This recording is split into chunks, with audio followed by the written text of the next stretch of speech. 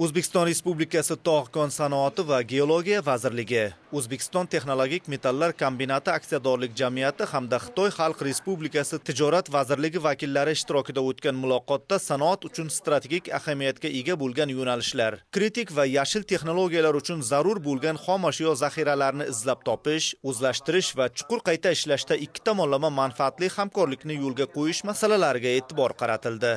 Texnologik va strategik minerallar, xususan volfram, molibden, noyob va kamyob elementlar kelajak energetika va sanoat sohalari uchun juda muhim resurs hisoblanadi. O'zbekiston Texnologik metallar kombinati ham ushbu yo'nalishda bir necha muhim tashabbuslarni amalga oshirib kelmoqda. Xususan hozirda kombinat Xitoy kompaniyalari bilan metallurgiya, tog‘-kon sanoati, geologiya, texnogen chiqindilarni qayta ishlash va texnologik tozalash sohalarida qo'shma loyihalarni ishlab chiqish bo'yicha hamkorlikni yo'lga qo'ygan. Ayni paytda texnologik qidiruvlar uchun ochiq hamkorlik modellari, davlat xususiy sheriklik mexanizmlari orqali investitsiyalarni jalb etish, qo'shimcha qiymatga ega mahsulot ishlab chiqarishga alohida e'tibor qaratmoqdamiz.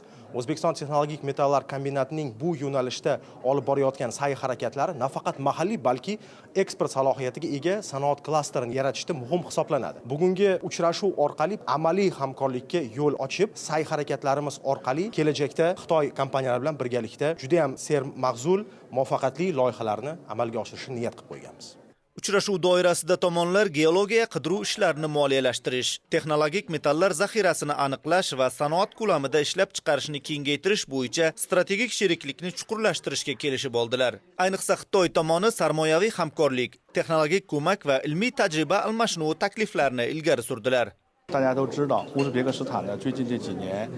Bugungi kunda mineral va metal sanoati Xitoy va O'zbekiston iqtisodiyotining kelajagi bilan bog'liq eng dolzarb masalalardan biri hisoblanadi. Ushbu yo'nalishda qo'llaniladigan yuqori texnologiyalar sharoitida tobora muhim ahamiyat kasb etmoqda. Biz ushbu strategik muhim resurslarni qazib olish va qayta ishlashni o'z ichiga olgan qo'shma loyihalarda katta imkoniyatlarni ko'rmoqdamiz. O'zbekiston zarur tabiiy resurslarga, Xitoy esa samarali hamkorlikni yo'lga qo'yish uchun texnologik va moliyaviy imkoniyatlarga ega. Bu sanoat har ikki mamlakat iqtisodiyotining muhim qismiga aylanishi shubhasiz.